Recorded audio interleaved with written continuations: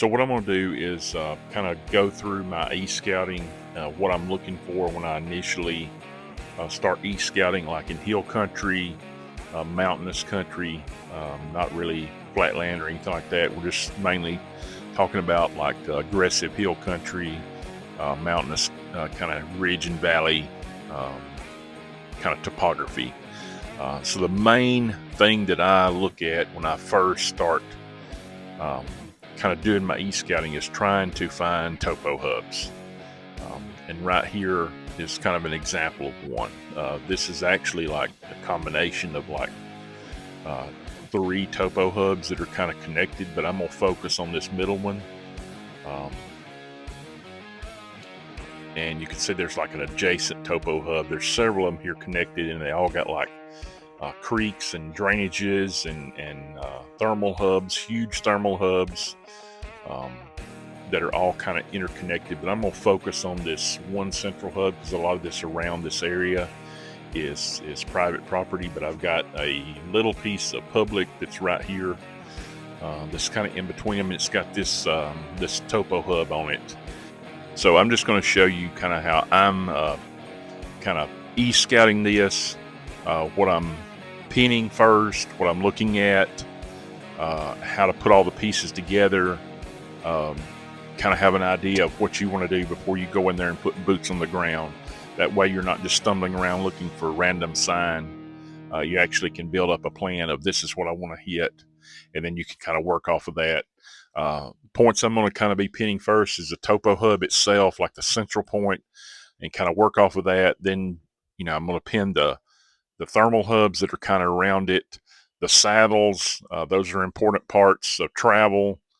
Then I'm going to pin the steeper areas that are in those thermal hubs or on those secondary points. So I'm starting out, and the first thing I'm going to do is pin the thermal hubs that kind of float off from this main topo hub. And I see right to the north is one, right here. I'm going to pin this thermal hub.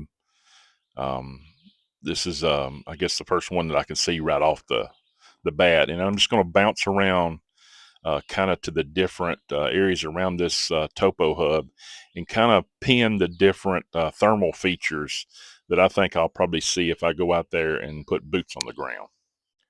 So I'm just going to pin all of the thermal hubs that I have kind of rotating off of um, this main topo hub.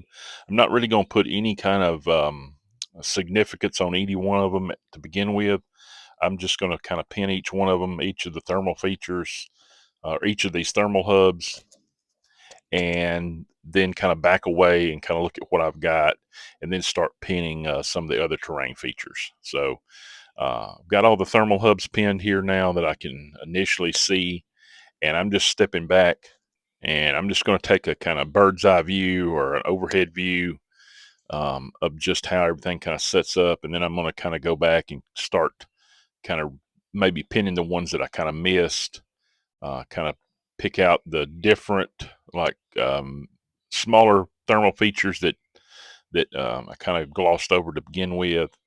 Um, just get all those pinned, and we'll wrap up the thermal hubs as far as that goes, as far as just pinning them. And then I'll just kind of back away again, look at it, and you can get a really good idea of exactly how a topo hub kind of functions with those. Imagine laying your hand out on the table and all the different fingers go in different directions, and then all the little features that kind of rotate off that central point. And that's kind of how the deer flow and use these topo hubs. That's why they're so important. That's why I just look for them right off the bat. And right here is like a little small thermal feature. You got an old road bed, looks like, coming down into this little flat area right here. And this might be an area where the thermals just kind of collect early on. So I'm going to pin that as well. Then I'm going to back away again and kind of look at what I have, kind of on the different east, west, north side, south side, see exactly how things are kind of setting up. Then I'm going to go back in here and start kind of pinning the saddles and the kind of connecting points. So when you start at the central topo hub, a lot of times you'll see these really large saddles. And right here, I've got one that's just coming off this old logging road. It's a huge saddle right here, and it's connecting two different smaller thermal hubs. So this is probably a really good saddle right there for a lot of deer movement flowing between those two different thermal hubs. And I got the old logging road coming down here. I got another saddle right here. This is a smaller one, but nonetheless a saddle that's between two thermal hubs, two thermal features. I'm gonna pin that. Here I got a smaller saddle that's kind of laying off uh, one of the secondary ridge points, and I got another small saddle that attaches it. Got a lot of different thermal features around it, so these are probably going to be, filled with buck sign. Uh, can't really make any assumptions of what time of the day the buck sign could be put there, but it's probably going to have a lot of really good sign. Here's another saddle right here, and I'm just going to bounce around this entire topo hub and try to just pick out the different saddle features. Where in a saddle means you got kind of raising elevation on either side of it looks like a horse saddle. So, and that's a natural point that deer will kind of flip between. And especially if you've got thermal hubs like right here, you got thermal hubs on both sides of that saddle right there. Um, right there's another saddle right off of the main point. You got kind of a bench area right here. Here's like a smaller saddle right here. Um, so I'm just going to go through here and pin all these different saddles and then kind of back away and see exactly what kind of terrain features and how they kind of interact with the thermal features and how it might influence kind of buck travel or deer travel in general. One of the things I want to do right now is kind of look at it also and think, how do I want to approach this when I'm putting boots on the ground? And what sections can I work out uh, initially to kind of give me the best information to kind of move forward? So when you back out like this, and you're looking at all your pins on the map, just have an idea when you put boots on the ground, where you accessing from. If you're around private property, where could access come that could influence what you're going to see here on, on the public ground that you're on. If you're on private ground, how the neighbors accessing, how could people access from a different direction that you can't. All those things kind of factor in when you're kind of initially doing your scouting. Try to resist the urge to kind of make preconceived assumptions about how things should look. A lot of times those preconceived assumptions, once we get boots on the ground, kind of affect how we do our scouting. So don't fall in love with a place just because it looks good e-scouting. Uh, just let the boots on the ground scouting tell you the truth, and let the e-scouting be your guide. So the next thing I'm going to kind of pin on here is going to be like my focal points or my anchor points, or just points of interest that kind of lie on the periphery around the topo hub. A lot of times these are thermal features, creek features, can be really steep terrain, stuff like that. Just things that lie around the periphery that kind of anchor the terrain together, anchor the movement. First thing I'm going to see right here, there's a nice little bend in the creek right here and a thermal feature where you got kind of a couple drainages kind of coming down in succession right there. I'm going to pin that as a kind of a missed thermal hub. It's kind of on the periphery, but I think it's going to be a really solid anchor point for a lot of the movement that's within this area or within the region of this topo hub. And I'm gonna kind of back away, kind of look at things, and then I'm gonna really kind of dive into those anchor points and see how they could affect kind of overall movement. Those anchor points tend to lie on the periphery of like a core area. Usually they're not in the dead center of like a buck's core area. They're going to kind of lie off on the fringes. Like I said, these are going to be like they're typically larger thermal features. Here's a bend in a creek right here that I'm going to identify.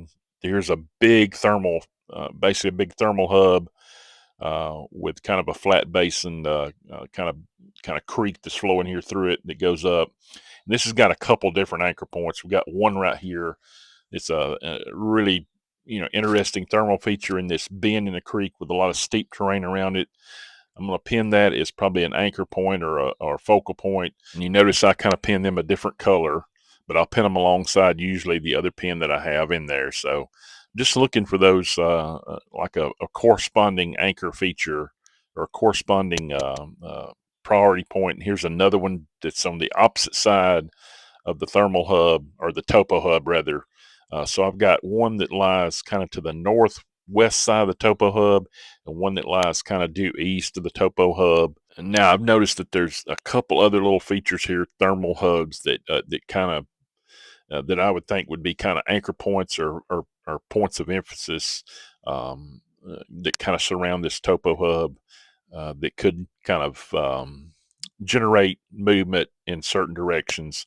And the first one that kind of pops up is this really large thermal hub that's kind of back to the southwest here. It's got a lot of drainages that kind of flow off into it, so it's going to hold a lot of thermal value for a lot of animals that are traveling through that area. That could be like one of the key components for movement. And I'm going to pin it. And then opposite it is another really large thermal hub that kind of lies off to the east, the southeast side. And it's got a lot of steep terrain and, again, a lot of just thermal value to it.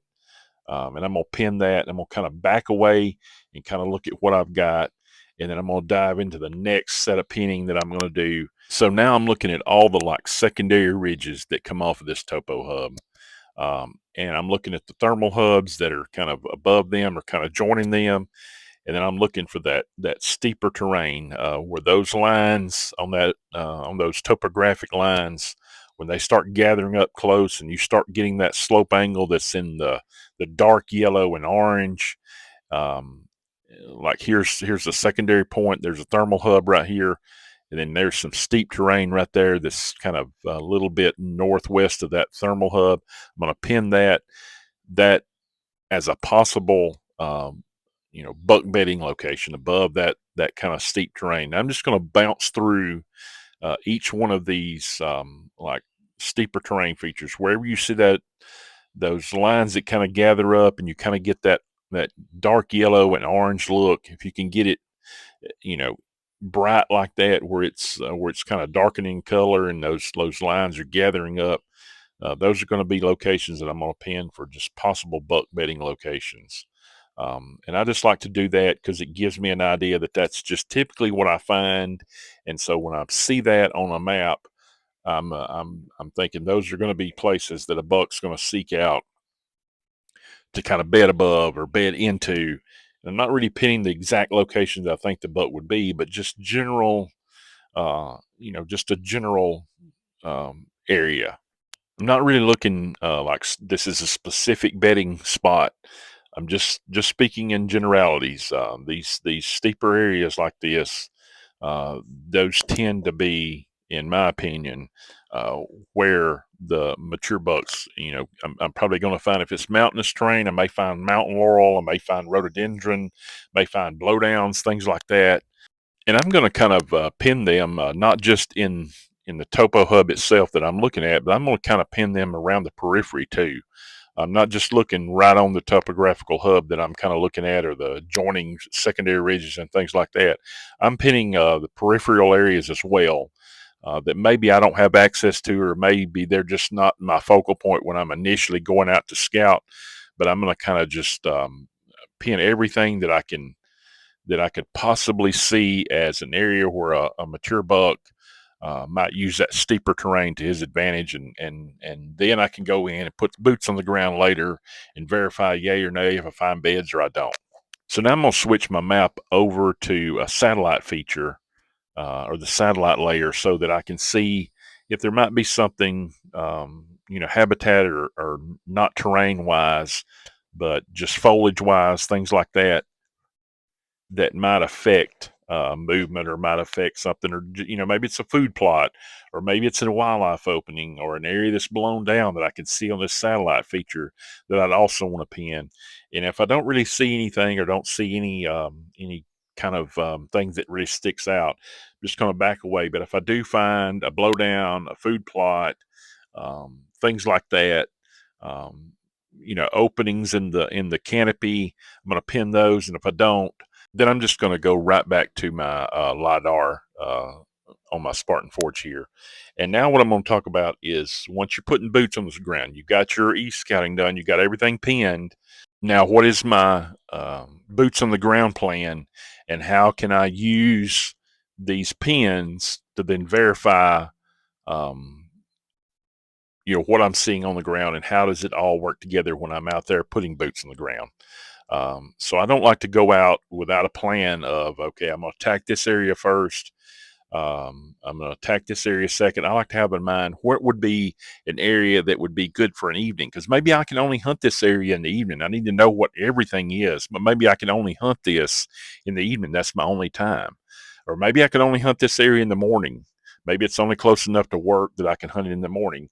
So how am I going to kind of use that to my best advantage? So just like you scout with purpose, you have to e-scout with purpose as well.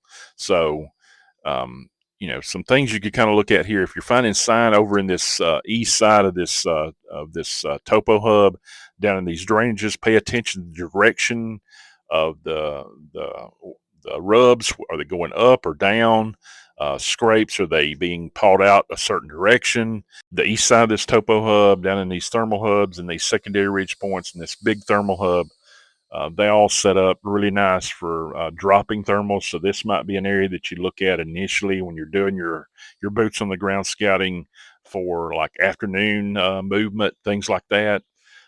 So just pay attention to what the sign is telling you when you put boots on the ground, and verifying it based off of kind of starting out with these pins, and conversely, what about the west side of this topo hub? It sets up really well for pre-daylight and really early morning movement. So when you get in there and you look at it and you go to these pins, and you're kind of looking around, what is the sign telling you? Is it going to verify that? I mean, these are things that when you place a pin, you need to think about in relation to the other pins on the board. So a lot of times e-scouting can seem laborious, useless to a lot of people, but um, I don't like to go into new ground or anywhere that I haven't been without a plan in mind. There's just a lot of time wasted, a lot of energy wasted, money wasted on places that I've done this where I don't have a good idea what's there. I haven't e-scouted it, and it never pans out. I'm just not one of those people that can just walk onto any ground without having looked at it on a map and have an idea of where to go. I like to have a plan in place. I like to be able to walk into the woods and know, hey, this saddle's here, should be 100 yards from here. Let me go check it. I don't like just not knowing what's there. Even though I can see it on the map, I like to have had it pinned ahead of time, and that way I can put a plan in place. I don't like to be inefficient when I'm out there in the woods. So I want to be as knowledgeable ahead of time as I can be. So that's why I put a lot of effort into my e-scouting. I've never walked out of the woods after scouting a place and thought, my goodness, I wish I hadn't e-scouted that. But I have certainly walked out of enough places that I didn't have enough knowledge ahead of time and thought, gosh, I wish I'd have known more about this before I walked in here. So that's why I do it.